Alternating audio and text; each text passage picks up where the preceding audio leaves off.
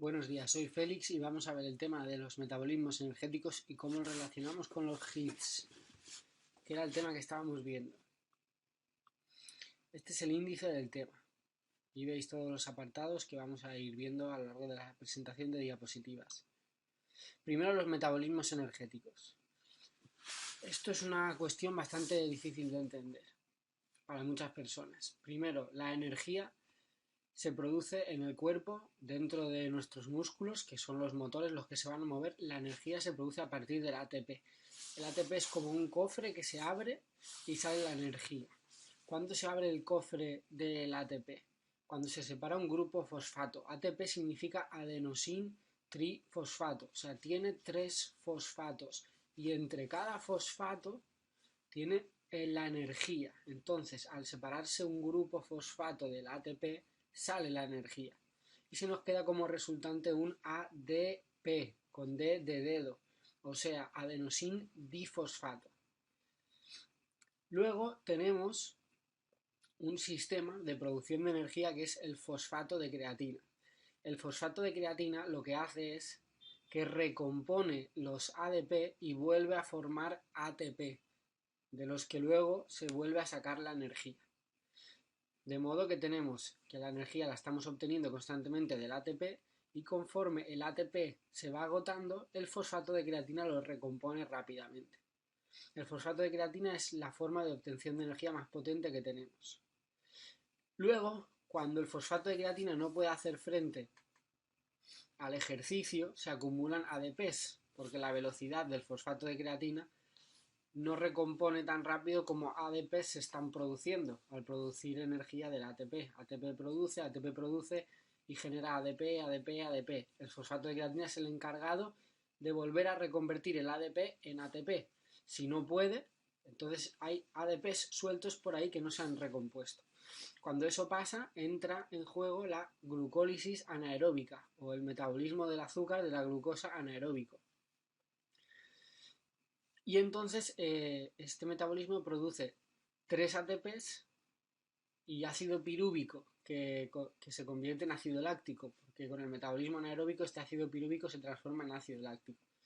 Si no fuera metabolismo aeróbico entraría en el ciclo de Krebs, en todo el proceso aeróbico y produciría más ATPs, produciría 39. Pero en el caso del metabolismo anaeróbico, o sea, de esfuerzos fuertes, de intensidad fuerte, el ácido pirúvico se convierte en ácido láctico, de modo que tenemos 3 ATPs y ácido láctico.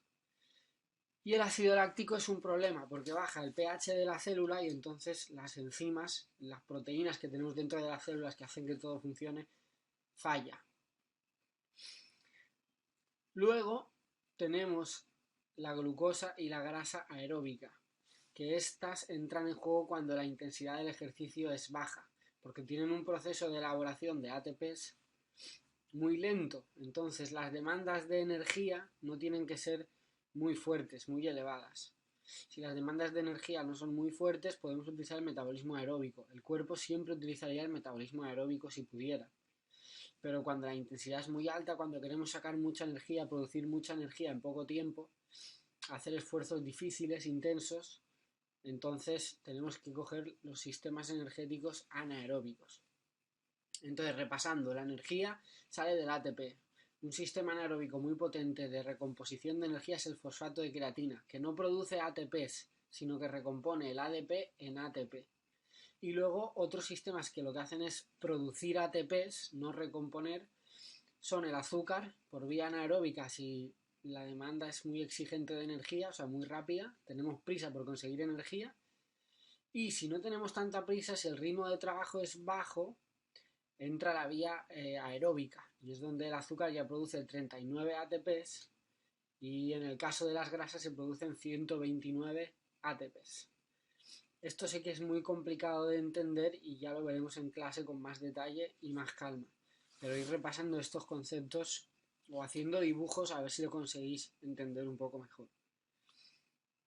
Luego, durante el ejercicio, ¿qué limitantes tenemos? Pues, como decíamos, la acumulación de ADP es un limitante. O sea, que si un sistema de fosfato de creatina es fuerte, va a llegar más tarde la inclusión de la glucólisis anaeróbica, que es la que produce el ácido láctico. El ácido láctico es el pilar principal de la fatiga, el que cuando se acumula mucho y el cuerpo no es capaz de eliminarlo es hasta aquí hemos llegado. O sea, ya se para, ya aparecen todos los síntomas de la fatiga y de que no se puede continuar con el ejercicio.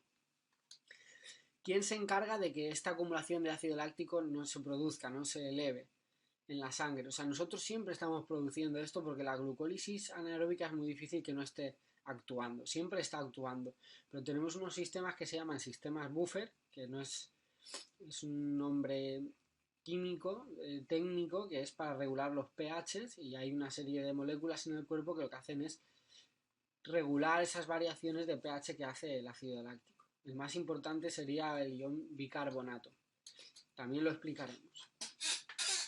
Pero según la capacidad que tenga el cuerpo de eliminar ácido láctico, de limpiarlo, es decir, que no se produzca más del que se elimina, digamos que no nos invada el ácido láctico, que no nos venza, que eso se llama es la capacidad de tolerancia al ácido láctico, de reciclaje al ácido láctico, también es un condicionante de la fatiga muy importante. Eso es algo que en la condición física se tiene muy en cuenta. Y luego, finalmente, la capacidad de utilización del oxígeno, que requiere todo, desde la respiración, cómo entra, los pulmones, cómo se transporta por la sangre, cómo lo usan los músculos. Ahí hay muchas cosas que ya veremos. Y cuanto más capacidad tengamos de utilizar el oxígeno, menos necesitaremos los metabolismos anaeróbicos o la glucólisis anaeróbica y la acumulación de ácido láctico. Todo es en conjunto. Todo trabaja a la par a la misma vez. Cuando estamos haciendo ejercicio se activan todos los sistemas y están todos trabajando en equipo. Esto es una clasificación que hace Bompa, que es un autor súper importante en el mundo de la educación física y del deporte, y él clasifica los sistemas de entrenamiento de resistencia como tolerancia al ácido láctico, consumo máximo de oxígeno, umbral anaeróbico, sistema de fosfágenos o el fosfato de creatina, y umbral aeróbico. O sea, fijaros si eso es importante, que con esos 5 puntos puedes planificar el entrenamiento de una persona, porque son las 5 claves fisiológicas para rendir durante un ejercicio o para que un cuerpo tenga una buena condición física, una buena resistencia aeróbica, anaeróbica, etc. Y luego Vadillo, que es español, está en la Universidad de Valencia, hace una clasificación aún mucho más sofisticada, que la llama por planos bioenergéticos, donde hay 10 formas diferentes de producciones de energía o de enfrentarse a un ejercicio. Realmente están emparejadas, no son tantas porque si os fijáis es la misma que se repite entre intensiva y extensiva. Cuando dice intensiva se refiere a la velocidad a la que el cuerpo puede utilizar ese sustrato energético o esa forma de producción de energía. Y cuando dice extensiva se refiere al almacén de los depósitos de energía, cuánta cantidad de ese sustrato tenemos de reserva para poder utilizar ese sustrato. Por ejemplo, en el fosfato de creatina, a cuánta velocidad la puedo usar, cuánta velocidad puedo rendir, cuánta intensidad me permite que el fosfato de creatina tolere ese esfuerzo. Y en el extensivo se refiere cómo son de grandes los depósitos que tengo del fosfato de creatina. Y así con todo, con la glucosa anaeróbica, aeróbica y con la grasa.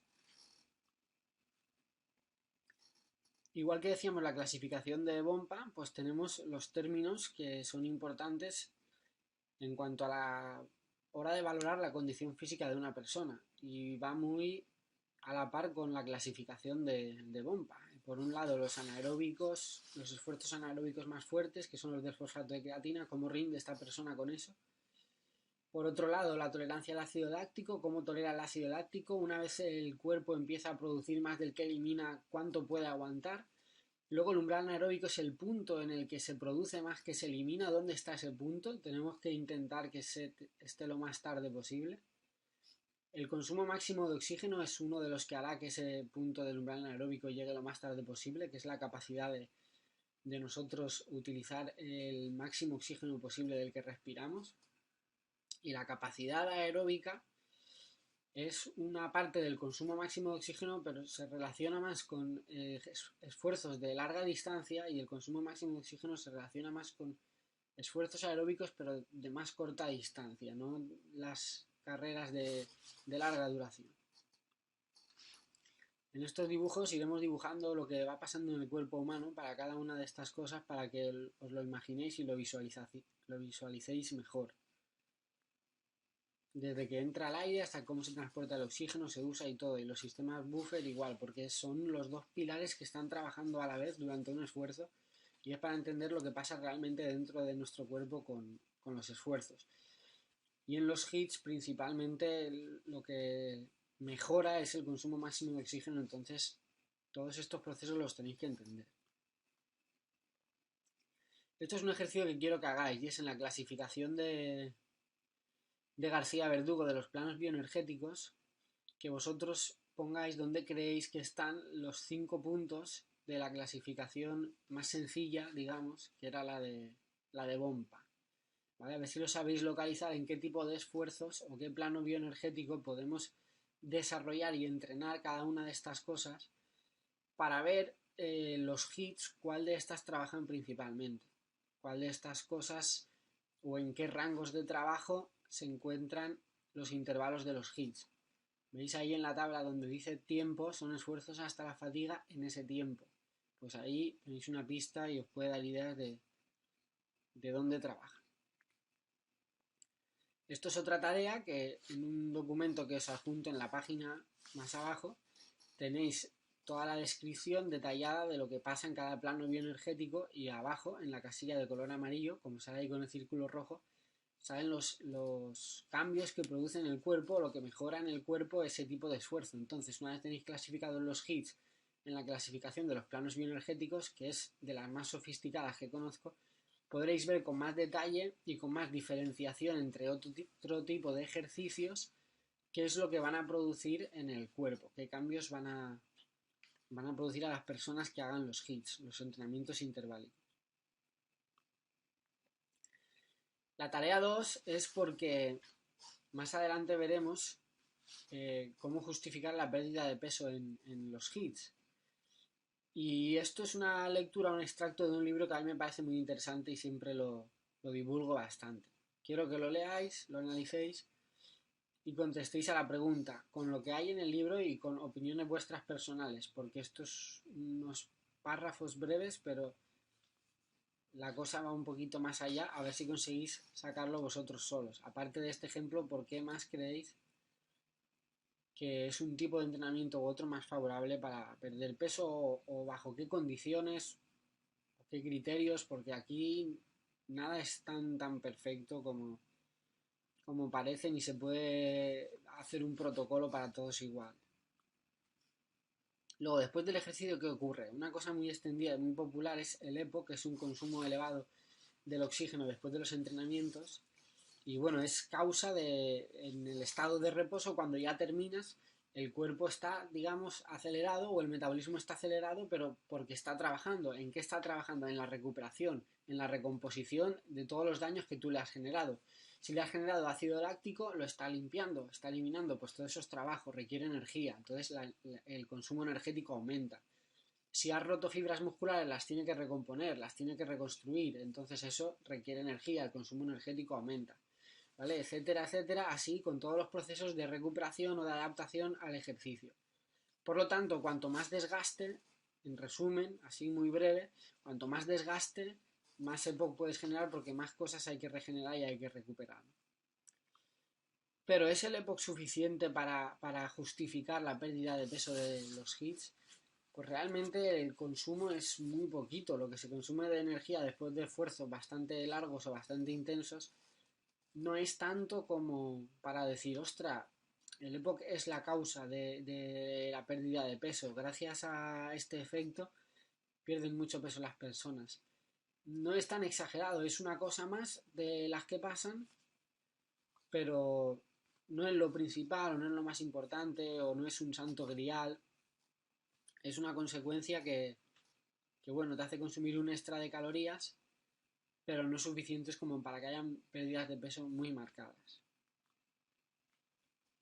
Luego aquí tenéis diferentes tipos de estudios con resultados en comparativa sobre qué genera más EPOC, ejercicios continuos o interválicos. Valorarlos es muy fácil, solo ves los resultados y tú valoras tu respuesta y respondes a la respuesta que está planteada. Luego con el entrenamiento con pesas, que a veces no se asocia tampoco con estas cosas o estos efectos para adelgazar o para generar EPOC. Sin embargo, leer aquí también los estudios y realizar vuestra respuesta. Luego esto es una cosa que salía bastante en la recopilación de los estudios de los HIIT, que es la lipemia postprandial, que es cómo están los niveles de lipoproteínas, que es la grasa, pero que va encapsulada en una proteína, porque la grasa no es soluble en la sangre. Cuando ponéis el aceite en el agua no es soluble, no se mezcla, pues igual pasa en la sangre. Entonces la grasa tiene que ir encapsulada con una proteína. Esto se llama lipoproteína. Estas lipoproteínas están elevadas en la sangre después de una comida, por ejemplo, durante 6 o 10 horas, y lo normal en Occidente es que los seres humanos tengan estos niveles de lipoproteína elevados en la sangre durante bastante tiempo.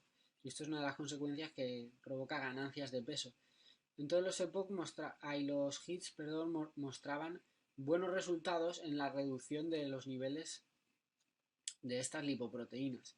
Entonces esto también es un dato importante y del que se habla poco, que tenéis que valorar o que tenéis que entender sobre una consecuencia que genera en el cuerpo y que produce pérdidas de peso. Bueno, pues finalmente esto es lo de fisiología. Sé que es muy difícil, sé que esto es una explicación muy breve, es para que tengáis un poco de orientación por si queréis ir mirando cosas antes de la clase, ¿vale? Pero lo veremos todo con más detalle y sobre todo cuando hayáis hecho el ejercicio de relacionarlo con los planos bioenergéticos ya le iremos dando muchas vueltas hasta que entendáis todos los procesos que van pasando dentro de nuestro cuerpo. Un saludo y hasta otra.